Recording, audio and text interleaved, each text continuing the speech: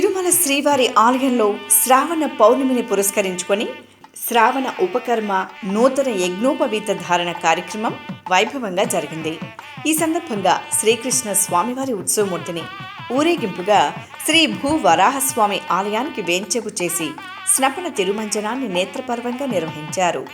పంచామృతాలు, పరిమళ ద్రవ్యాలతో స్వామిని అభిషేకించారు.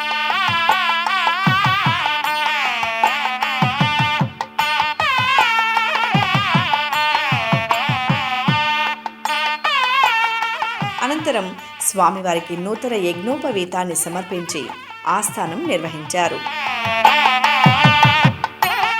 తరువాత శ్రీకృష్ణ స్వామివారు ఊరేగింపుగా తిరిగి శ్రీవారి ఆలయానికి చేరుకున్నారు.